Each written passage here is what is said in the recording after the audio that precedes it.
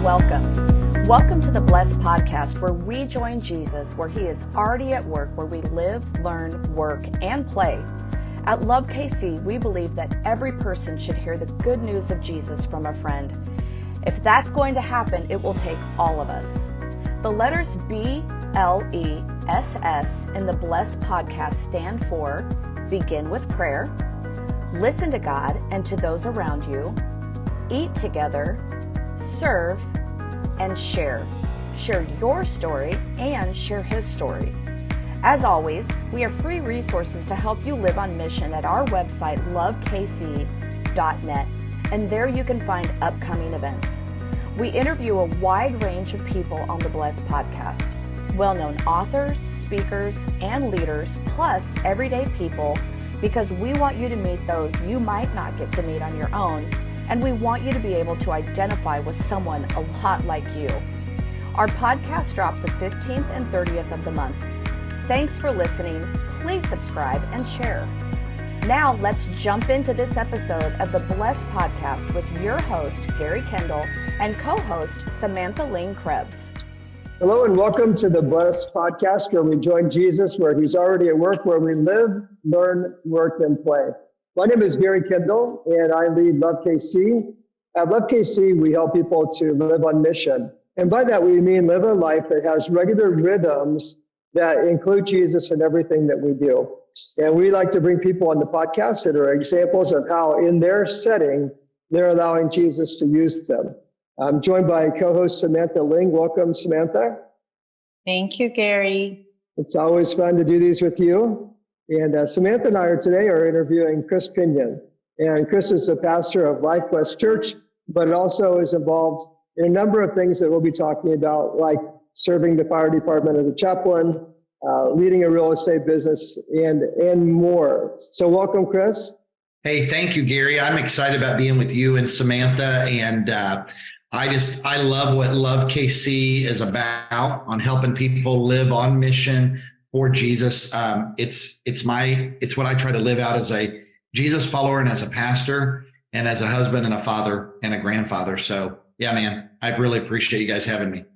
Well, Chris, you're a good example of this. And to our listeners, if this is the first time you're tuning in, just a little bit of background, that our hope is that people will follow the Jesus lifestyle no matter what they do. They could get paid to be a professional Christian in ministry, or you could be a person who's working in a regular job in the world. Anywhere in between, you can be a stay-at-home mom.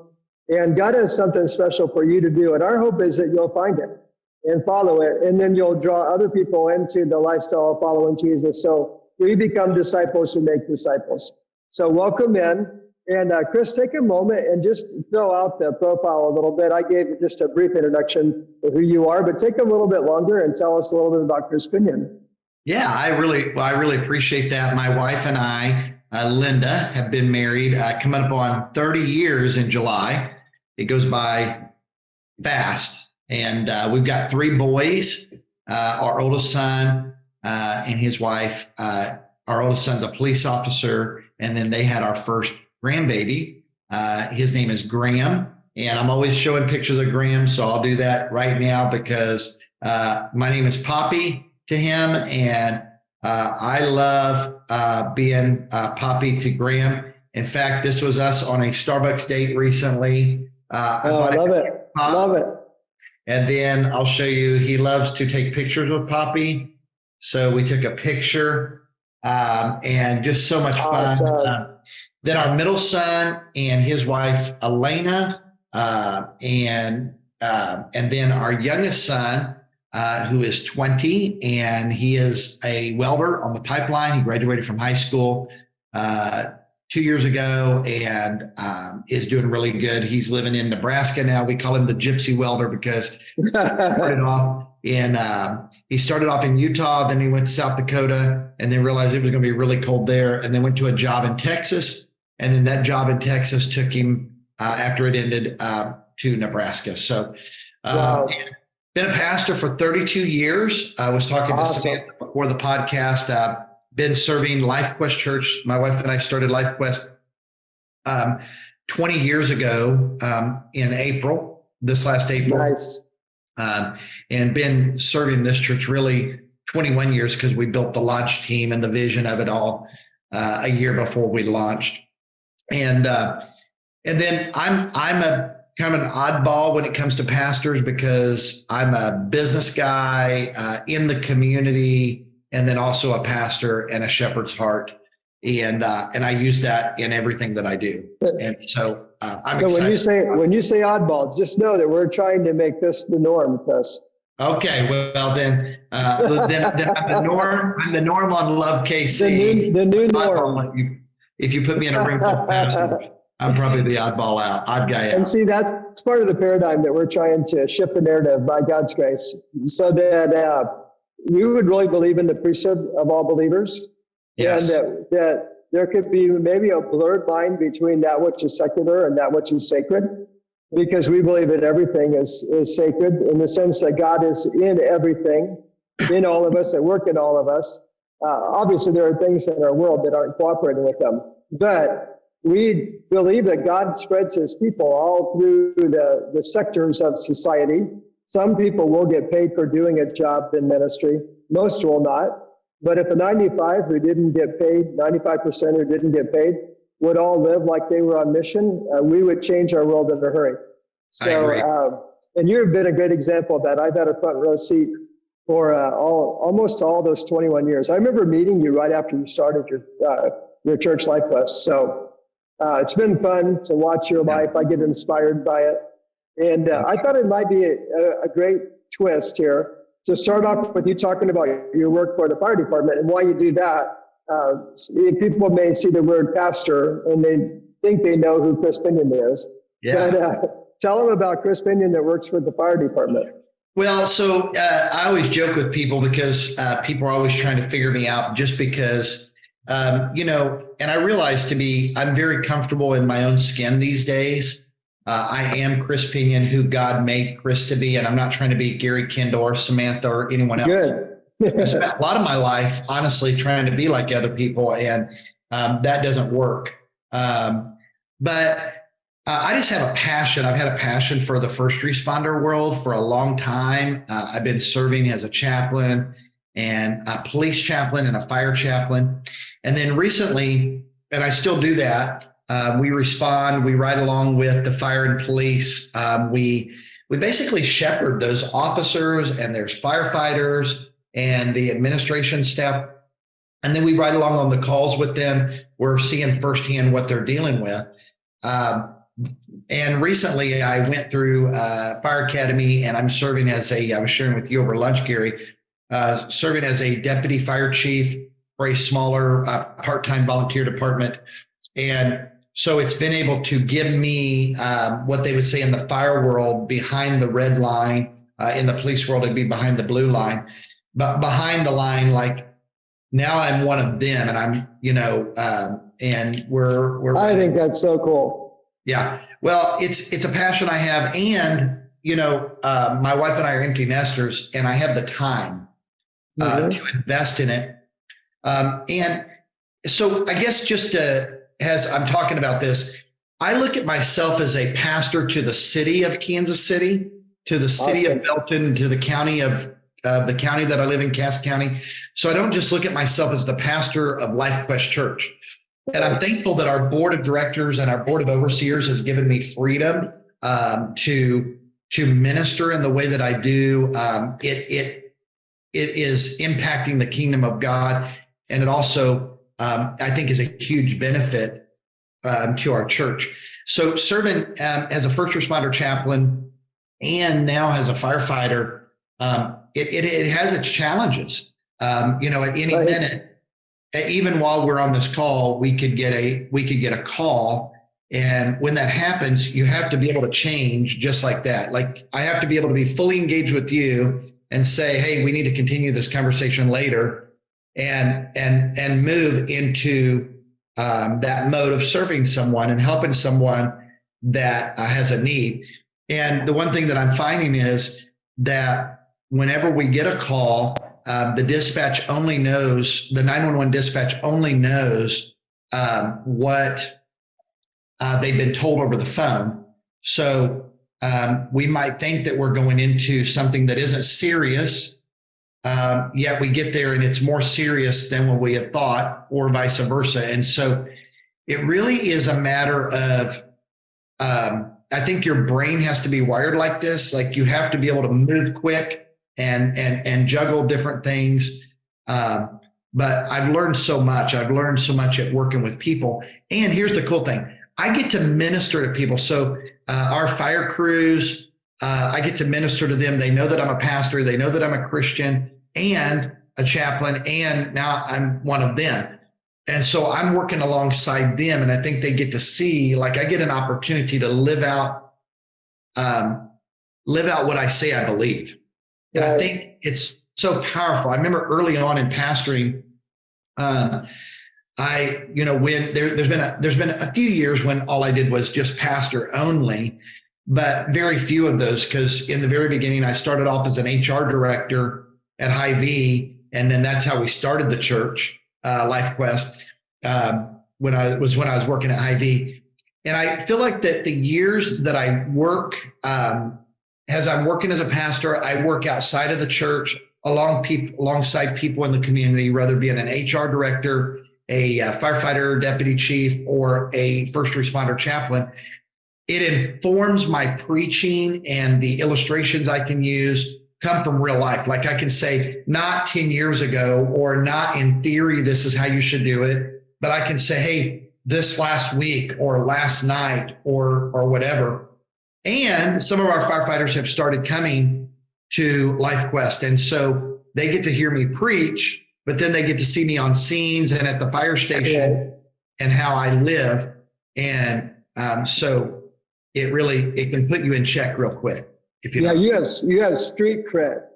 Yeah, it is street cred. And that street cred can go away too if you're not living what you're preaching.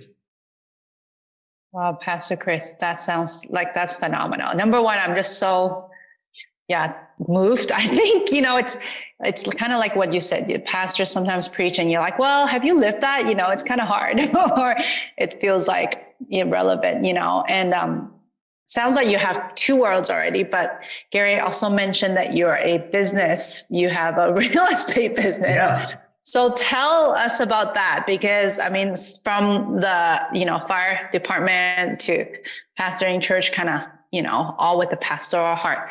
That's a lot already. So tell us how business, how the faith and your work integrates into that. Well, so that's a great question, Samantha. First of all, let me just say, I think that it gets confusing to people when they only think of, most people are just like a one-track mind, or they can only do one thing. Yeah. I think the Bible talks about this. I think the Bible talks about how some get one talent, some get two, some get five, some get 10. And I just realized that God has given me multiple skills and talents. Mm-hmm. And when I discovered who I was in my middle 40s, I just realized, man, I want to embrace all of that. Like I want to embrace all of who Chris Pinion is. I don't want to leave anything on the table when I get to heaven and saying I wasted what you gave me. So I guess I would say, to clear up some of that confusion, Samantha, is I build teams. I love to build teams. I love to equip people to do things, and that allows me to do more. So in real estate, I've got a real estate manager. We've developed a small team. It used to be bigger, and then we had to let some people go just because the production and things happen that they choose. And people usually choose to deselect themselves.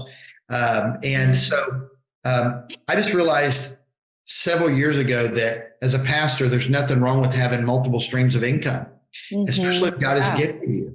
And I think, do I have to always be the missionary that's out begging for money, or could God have given me the skills to be able to produce the resources and the income to be able to do what he wants me to do?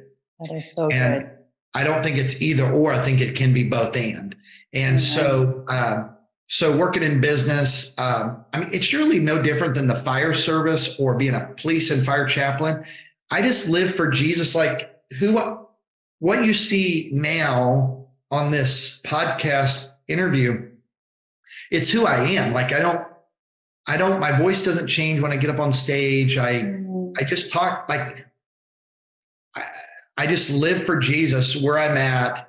And it makes real estate really easy because there's integrity involved. People have to know you and trust you. They have to like you and trust you to do a real estate transaction. And so when people know you and they trust you and you're a person of integrity and they know that you're living for Jesus and you're going to give them the best customer service, what client wouldn't want to work with somebody like that? And so the way I'm able to do it, I'm thankful for my business partner, Angelique. Her and her husband, Dave. Angelique and Dave Doubt actually helped us start the church, Life Quest. They came the second week, and she actually came to spy it out. And we had what was called Coffee with the Pastor.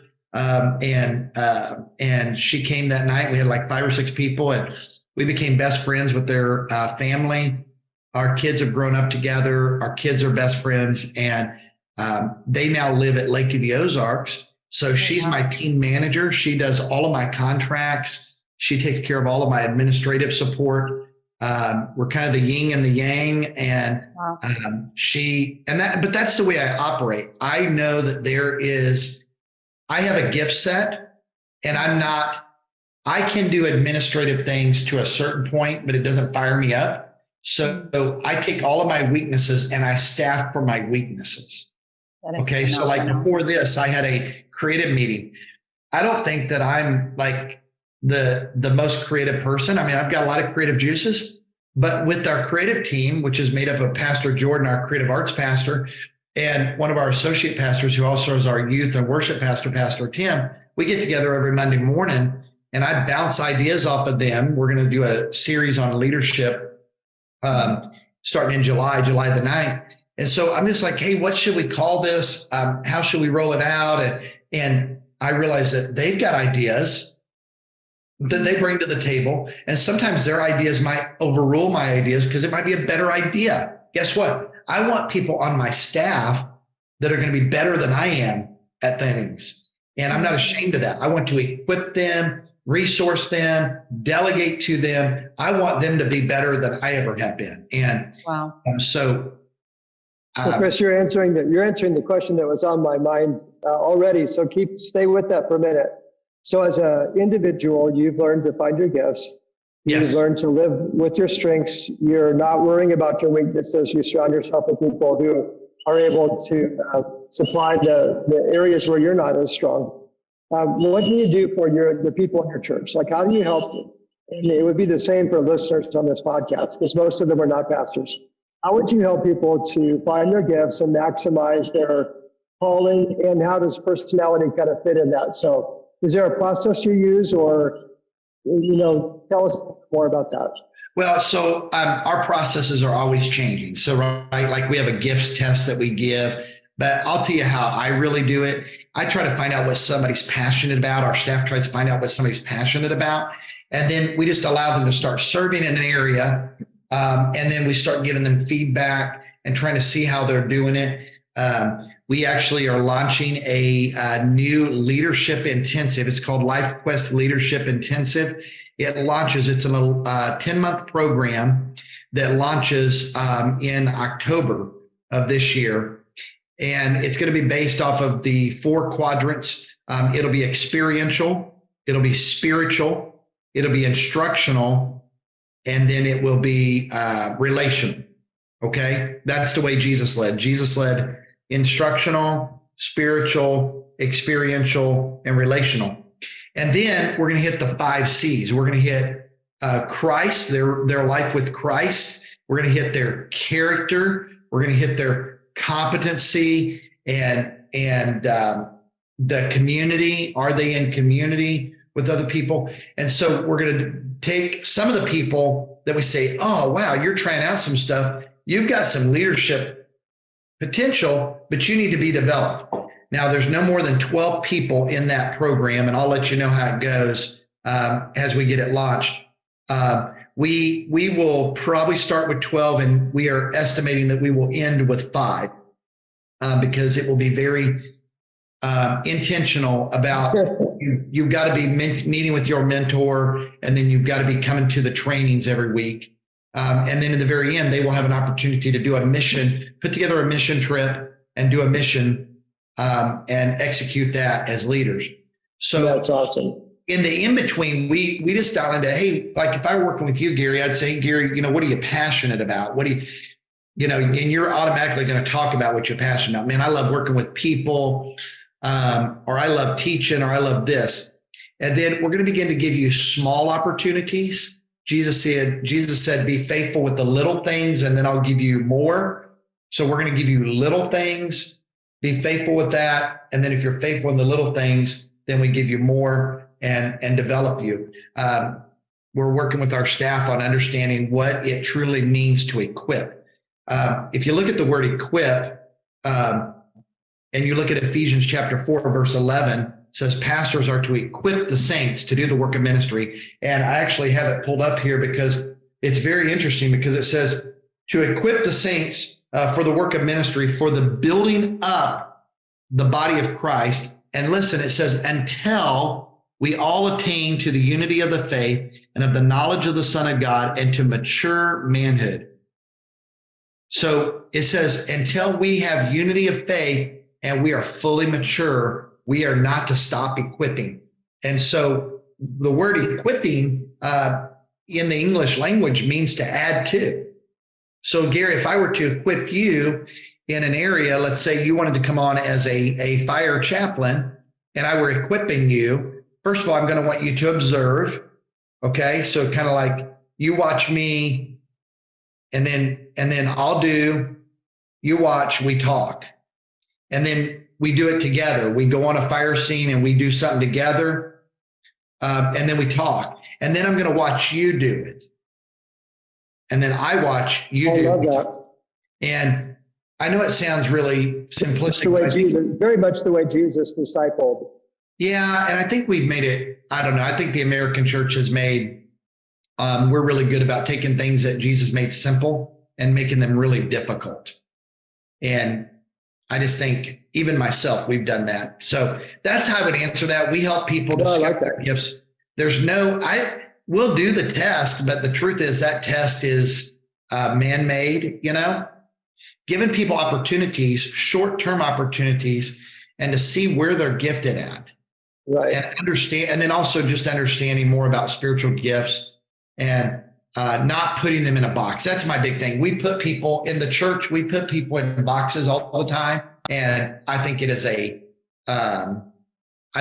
hurtful thing to people, because we hurt them long-term. They put them in a box, and you're only going to be a greeter. You're only going to be this. What happens if God has another plan for them and he wants me to equip them in another way? I need to pay attention to that. Wow, Pastor Chris, I'm so mind blown. It's so refreshing to hear from you in multiple aspects. I love how you're smashing all these paradigms and kind of, getting rid of these boxes essentially in every category, So for just, out of curiosity, if there were pastors listening who may not have that paradigm like you, whether it's in terms of being in the community, in the business world and different things, what would you say to them kind of about just, getting out, whether it's into the business community or kind of stepping out of their traditional pastoral role, how would you kind of encourage them, let's say, to kind of have a paradigm shift really to really be more like Jesus? That's a great question, Samantha. The very first thing I would say is, and this is something I live by. I mean, the Bible talks about, if you want to be wise, walk with the wise, and Proverbs, and it talks about the influence of friends. We become like the top 5 people we hang out with. So I just want you to let that set for a minute. You and I become like the top 5 people that we hang out with. Yeah, come on. So I guess I would say to your question, I would recommend, like, if a pastor wanted to start serving their community, come hang out with somebody that serves their community.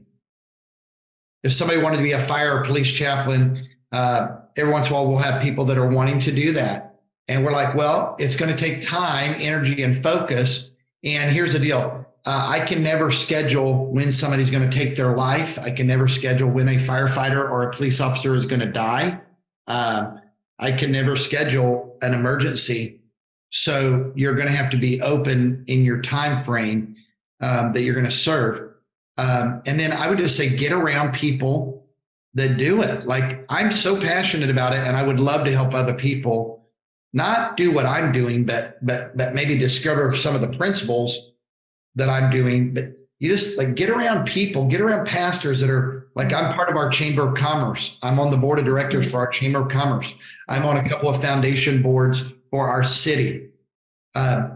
Get on, start hanging out with people that do those things. And then really, like, I know this sounds so simple, but Paul said, follow me as I follow Christ. So just apply that to what you're talking about. Just follow me as I'm a chaplain. Follow me as I'm being a firefighter and a first responder, or as I'm serving in the community. And then observe and see if see if you can learn. I think the challenge with most pastors spend time in four walls called a church building in an office. And so it's the old adage, you're so heavenly minded, you're of no earthly good. And I think that is a danger. Now, I think there's a danger of being so earthly minded that you're no heavenly good too. So there's a balance there.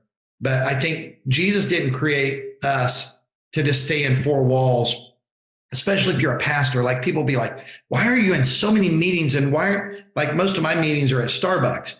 Well, the reason why I choose to be at Starbucks is because I want to get to know the community. I want the community to see me meeting with different people, because I'm shepherding and pastoring the community.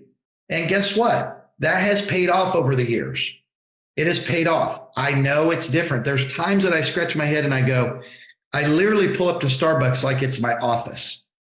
Okay. Now, again, I don't think that Starbucks has, for your coffee connoisseurs, Starbucks does not have great coffee. Okay. Messenger coffee, some of those have better coffee, and I go to those if I can, but they're not in my area. What's in my area is Starbucks, and Starbucks is like a place that people come to hang out. And so hundreds of people all the time. So that's what I've made. And it's so powerful that, guys, at Christmas time, one of the baristas gave me a Christmas card.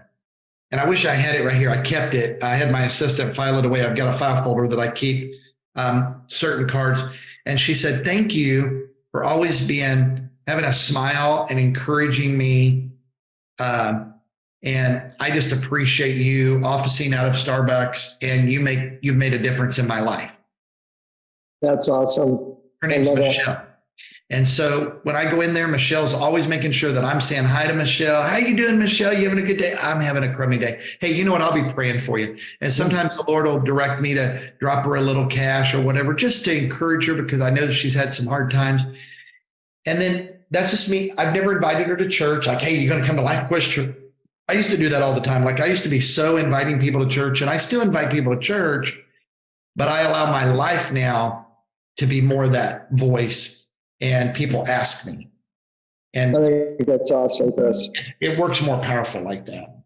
So, Chris, it's interesting the angle you've taken on this, because when we talk about KC, about people living on mission, excuse me, we often talk about people, we say where you live, learn, work, and play. So we talk a lot about neighboring. And we just think that's a great place to start. The Bible says, love your neighbor. And people think about neighbor, they tend to think about geography. So that's great. I'm 100% for that. Anybody who knows me knows that's a great place to start. But if you go on down that list where you live, learn, work, you've talked a lot about work today. And I really appreciate that, because as we said at the beginning, your workplace can be a mission field. You know, Starbucks is a mission field. Anywhere you go, we're on mission for Jesus. And if we do not do that as followers of Christ, there's no way we can reach our community for Jesus. People are not going to walk into our churches unless they walk in on the arm of a friend. So we hope they do, but the data tells us they don't. So we have to go where they are. So if you want to catch fish, you have to go where the fish are. That's right. You're out in the community, out in the world where the fish are. and you're living your life normally for Jesus, and he's using you. And one of the points that we often try to make is you don't have to be someone super. Just be yourself. Be your regular person. Be transparent, be honest, be vulnerable, be Chris Pinion out in the world, and people are attracted to people who actually live an authentic, vulnerable, regular, everyday life. It's almost like we have this reverse kind of paradigm that we think works. We think we have to, put people up on a stage, give them a title and pay them, and then tell them to take 30 minutes of our time to give a message. When the reality is people listen in like 1 minute bites or 3 minute bites to what you say. And it takes a whole lot of those combined together to move somebody. So thank you for illustrating that. You're welcome. Thank you. So Chris, is there anything that we've missed? I feel it's been such a rich conversation, and I just want to thank you for being you. I feel so encouraged, we've been missionaries and even just you sharing about paradigm shifts in terms of streams of income, the segregation between business, we put these things in boxes, so we feel like, man, we just have to choose one. And just even hearing you speak has brought such, kind of confirmation in my mind of things that the Lord has been speaking to us, and makes me feel like, wow, there's someone out there who's lived before us, who's walked the walk and talk, not just talk the talk. And it gives me great hope, I think, too, what the Lord is doing, in this new kind of era, I feel like, of living missionally. If there's anything else that you feel, to listeners who are listening, whether it's a pastor, someone who's just a regular, Christian wanting to live for Jesus, what would you be your encouragement to them? Living their life for Jesus.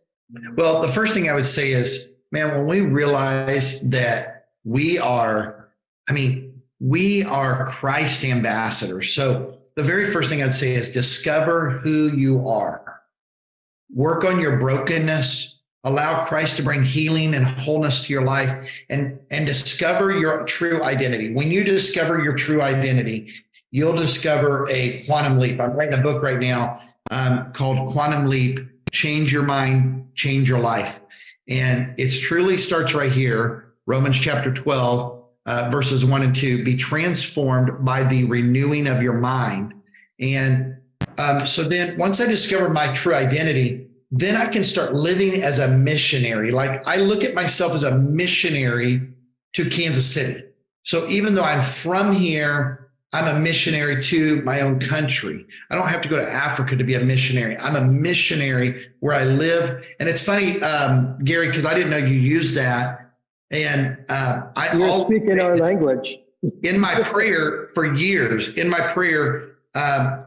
every once in a while, I'll pray toward the end of the service. I'll say, Jesus, go with us as we go with us into where we live, work, and play.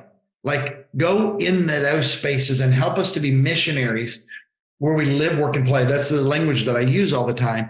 And so it's funny that you use that language, because I think once you discover who you are, then here's the other thing I want to say to everybody, and just look at me real quickly if you're watching by video. You can do it. There is so much in you that God wants to do if you take off the constraints, if you take off the chains, if you take and get out of the box. There's so much God wants to do through you, and he wants to do for you. But you've got to get around some other people that are thinking differently than you. If everybody you're with thinks the same as you, you are in the wrong box. You need to get in a different box. You need to get around people. And I'll prove that. Two of my best friends that I hang out with, that influence me, both of them have been pastors, and they're in real estate. And then one of them started doing triathlons, and now both the other two of us are doing triathlons. I'm planning on doing my second Ironman in October in Waco, Texas. And I would never have dreamed that I would have pushed myself to be that. But you know what, though? We are all three pushing each other to be physically healthy, spiritually healthy, emotionally healthy, relationally healthy, and financially healthy. And it's a different conversation. We're having higher levels of conversation. And so I would just say to everyone, your full potential, you haven't even touched your full potential. And if there's any way that I can help you, it's why I started a coaching company, because I think that the people need to be helped and encouraged and challenged, that there is so much in you. Maybe you heard that I'm writing my second book and you go, oh, I've always wanted to write a book. Guess what? If there's a book inside of you, get with some other authors that have written books, because you can do it. But you gotta start. If you want to be an eagle, start hanging out with eagles. If you want to be a duck, hang out with ducks. I know that sounds crazy, but start hanging out with people that don't just talk like you, act like you, and smell like you, and be teachable. And so that's what I would say. And I would love to have a conversation with anyone that's watching. You guys feel free to give them my phone number or my email, because I think there are so many ways that we can live. And let me just say this. We're in a post-Christian culture now. We're not moving into a post-Christian culture. We're in a post-Christian culture. Gary, you and I were talking about this, how I think the church is going to change over the next 5 and 10 years. I think it's probably going to be sooner than later. And I think if you're a pastor, I want you to hear me. If you're just leaning on the way that you're doing church just to sustain, you're going to be very lost in how to lead in this next season. And I don't have it figured out at all either, but I will tell you, I know that it's coming. I know that it's changing. And so I'm trying to pray through, fast through.